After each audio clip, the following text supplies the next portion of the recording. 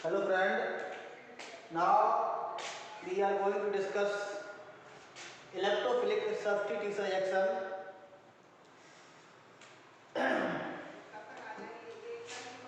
Aromatic and gas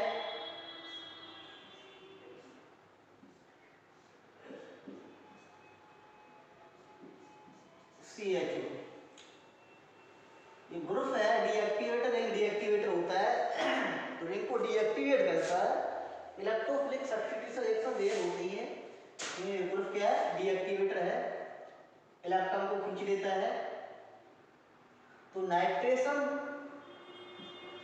H2SO4 और HNO3 की presence में कराते हैं तो नाइट्रेशन अप्रॉक्स 0 सेंटीग्रेड पे 0 से 0.5 सेंटीग्रेड कराते हैं नाइट्रेशन। इस कंडीशन में ये आपका मेटा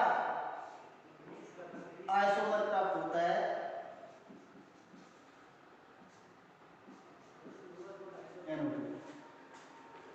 तो ये मेटा कह सकते हैं डीएक्टिवेटर एंड डीएक्टिवेटर है। ये ग्रुप कौन सा है? रिंग डीएक्टिवेटर और मेटा डायरेक्टर। ये ग्रुप कहलाता है रिंग डीएक्टिवेटर और मेटा डायरेक्टर। इसलिए मेटा प्रोडक्ट ओनली आपका प्राप्त होता है।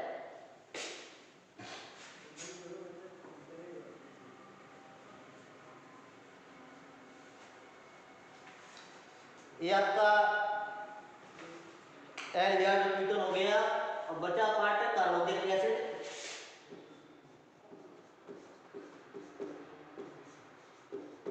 कार्बोक्सिलिक एसिड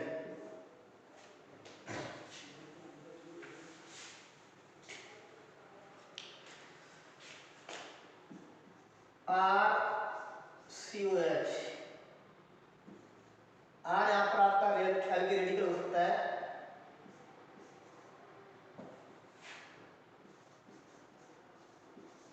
एल्किल रेडिकल या एरिल रेडिकल हो सकता है। एरिल रेडिकल एल्किल रेडिकल आपका एलिफेटिक होगा। एलिफेटिक ये एरोमेटिक होगा। एरोमेटिक इसमें आपकी बेंजीन आ गई। इसमें आपका एल्किल रेडिकल में आपका एल्कीन, एल्काइन और एल्केन कुछ हो सकता है। डबल बॉन्ड भी हो सकता है, सिंगल बॉन्ड भी हो सकता है। ये होता है आर पार्ट, ये होता है हाइड्रोफोबिक और ये होता है हाइड्रोफिलिक। आर बढ़ेगा तो सॉल्युबिलिटी आपकी क्या होती है? वाटर सॉल्युबिलिटी कम होती है जैसे जैसे बड़ा होता जाता है। यही कारण है आर इतना बड़ा होता है वैसे ही ये एसिड है, ये फैटी एसिड कहलाते हैं। आर की वैल्यू बढ़ने पर क्या है?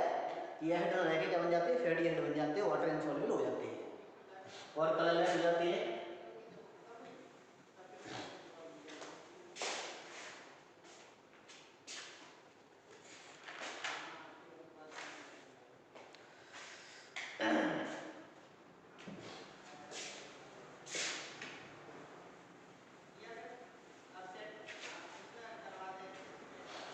स्ट्रक्चर देख लीजिए कंसोल ग्रुप का।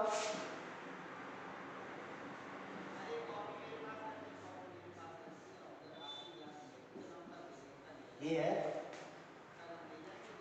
तो उसमें रेजोनेंस पाया जाता है। लोन पेयर क्या करेगा? बॉन्ड पेयर बनाएगा इसका से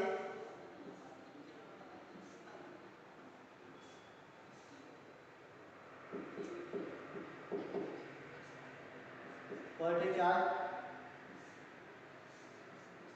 OH इस प्रकार से रेजोनेंस हो जाता है। फ्री लोन पे मोड में बनाएगा, रेजोनेंस थोड़ा और आगे बढ़ जाएगा और शिफ्ट हो जाएगा।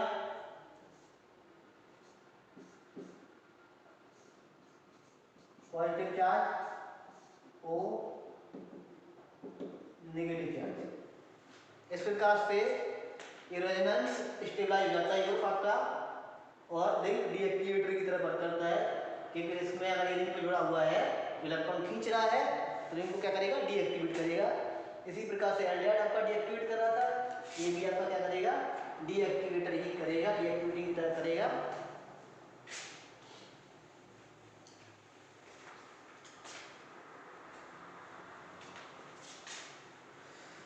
मेथड ऑफ प्रिपरेशन,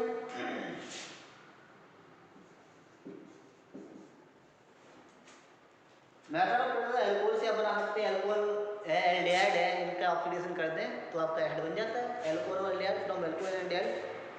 एल्कोहल है CH2OH, वो भी ले लो, एल्कोहल उसका ऑक्सीडेशन कर दीजिए। KNO4 की वजह से KNO4 इनर्टिक मीडियम, तो RCOH एल्डिहाइड फिर भी इसका ऑक्सीडेशन हो जाएगा, CHO इसका ऑक्सीडेशन कर दीजिए सेम रिएजेंट से, RCOH। इस प्रकार से एसिडिक मीडियम में ऑक्सीडेशन करने से एल्डिहाइड और एल्कोहल किसमें कन्वर्ट हो जाते हैं, आपके ये कन्वर्ट हो जाते हैं एसिड में।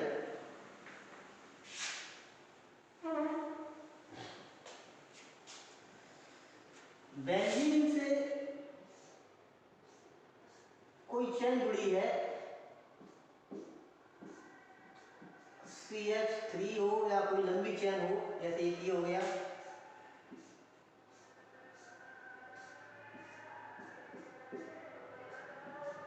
CH2 का होल N CH3, कुछ भी चेन जुड़ी हो, बशर्ते इस कार्बन पर एक हाइड्रोजन होना चाहिए कम से कम।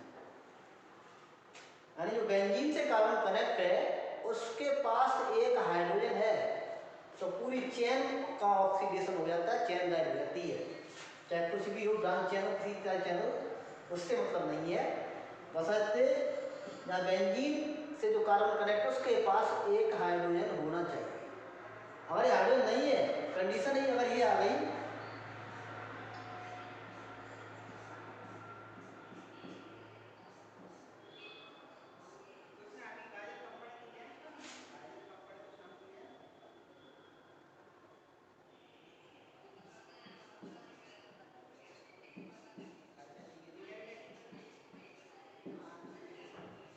और ये कंडीशन है, तो इस कंडीशन में रिंग का ऑक्सीडेशन हो जाएगा, इसका नहीं होगा। तो कंडीशन ये है, इस कार्बन पे कम से कम एक हाइड्रोजन होनी चाहिए, तब तो बेंजोइक एसिड बन सकता है, अदरवाइज बेंजोइक एसिड आपका नहीं बनेगा। इसमें तो बेंजोइक एसिड नहीं बनेगा, बाकी इसमें बन जाएगा और इसमें भी बेंजोइक एसिड बन जाएगा। इसमें क्या कर देंगे, ऑक्सीडेशन कर देंगे, क्या कर देंगे, ऑक्सीडेशन कर देंगे। KNO4 बेसिक मीडियम हीट कर देंगे, KNO4 इन बेसिक मीडियम, KNO4 इन बेसिक मीडियम हीट कर देंगे तो आपका डायरेक्ट ही बेंजोइक एसिड इसमें बन जाएगा। इसमें भी आप बेंजोइक एसिड बना दीजिए, कोई टेंशन मत लीजिए, क्या बना दीजिए, बेंजोइक एसिड पूरा गायब हो जाएगा, सब कुछ गायब हो जाएगा। इसमें बेंजोइक एसिड कट हो जाएगा तो पूरा। इसके बाद हाइड्रोलिसिस ऑफ एमाइड और nitride, amide nitride and cyanide का हाइड्रोलिसिस करने पर क्या आपका एसिड बनता है,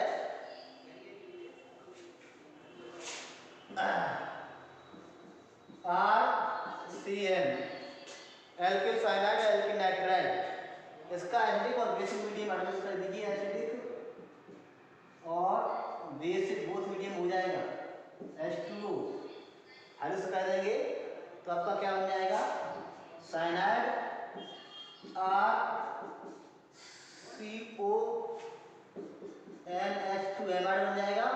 दोबारा फिर इस स्टेप को रिपीट कर देंगे तो आपका बन जाएगा एसिडिक और बेसिक मीडियम H2O बन जाएगा RCOH। बहुत बढ़िया ट्रिक है ये आपकी। इसी प्रकार से एमाइड राइट कर दिए स्टेम कर दिए एमाइड है जैसे ये बेंजामाइड है CONH2 डायरेक्टली हाइड्रोलिसिस कर दीजिए एंटी मीडियम और बेसिक मीडियम में डायरेक्टली से कन्वर्ट कर दीजिए एसिड में। कोई टेंशन लेने आवश्यकता नहीं है, नो टेंशन। बहुत इजी मेथड है बनाने की। इसके बाद गिरनार रिएजेंट द्वारा, गिरनार रिएजेंट तो बहुत ही इंपॉर्टेंट है, बहुत सारे रूल बन जाते हैं गिरनार रिएजेंट द्वारा। From Grignard reagent,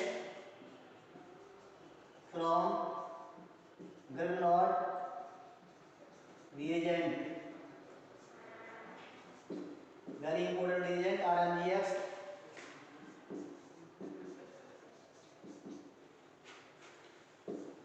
CO2 reaction आते हैं RMGX plus double O CO2 double one O। कोई एक बॉन्ड तोड़िए, नेगेटिव पॉजिटिव धारे तोड़िए, negative positive, negative part positive part पे और पॉजिटिव पार्ट नेगेटिव पार्ट पे। पहला एडिशन प्रोडक्ट बनता है RCOOMgX बन गया। इसका एंटी मीडियम हाइड्रोलिसिस कर दीजिए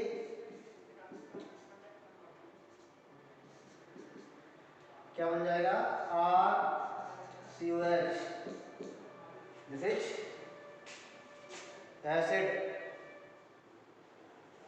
ये बन गया आपका गिरनार रिएजेंट से। इसके बाद hydrolysis of acid chloride, acid anhydride और ईस्टर, इनका सबका हाइड्रोलिसिस करने से क्या बनता है एसिड बनता है। एसिड क्लोराइड RCOCl का हाइड्रोलिसिस कर दीजिए। इसका हाइड्रोलिसिस करने पर क्या बनेगा आपका H2O acidic medium RCOH directly ऐसे निकल जाएगी, बन जाएगा एसिड। या बेसिक मीडियम में कर देंगे तो एक स्टेप और बढ़ जाएगा। पहले बेसिक मीडियम कराएंगे फिर एसिडिक मीडियम करेंगे। और एनहाइड्राइड है RCO का होल ट्वाइस O, इसका हाइड्रोलिसिस करेंगे एसिडिक मीडियम में H positive H2O, very easy, 2 मोल RCOH बन जाएगा। ठीक है, 2 मोल एसिड से 1 मोल एनहाइड्राइड बनता है, उल्टा रिएक्शन हो जाता है। यहाँ पर R की वैल्यू बेंजीन ले सकते हैं तो बेंजोएट बन जाएगा, कुछ भी ले सकते हैं। तो hydrolysis of anhydride, acid chloride और ईस्टर, ईस्टर का भी हाइड्रोलिसिस कर सकते हैं C2H5 CO C2H5, इसका कर दीजिए हाइड्रोलिसिस।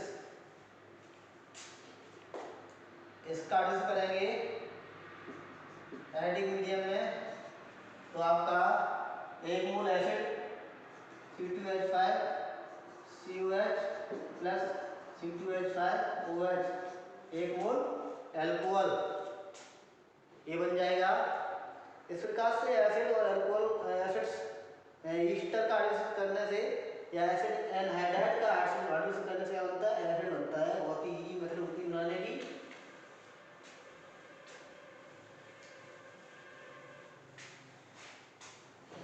फिजिकल प्रॉपर्टी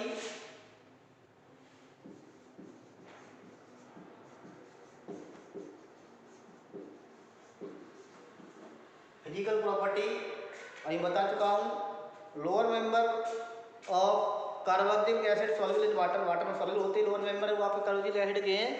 बाकी हायर मेंबर पार्शियल सॉल्युबल होते हैं, जैसे 9, 8 कार्बन के हैं। जैसे जैसे वेट बढ़ता है वैसे सॉल्युबिलिटी क्या होती है, कम होती जाती है। और हायर मेंबर जो होते हैं लगभग 18 कार्बन है या 15 कार्बन है, ये आपकी और बढ़ जाते हैं कार्बन, इससे ज़्यादा कार्बन के हैं, वो आपके फैटी एसिड कहलाते हैं। और फैटी एसिड इनसॉल्युबल वाटर होते हैं और कलरलेस होते हैं फैटी एसिड आपके।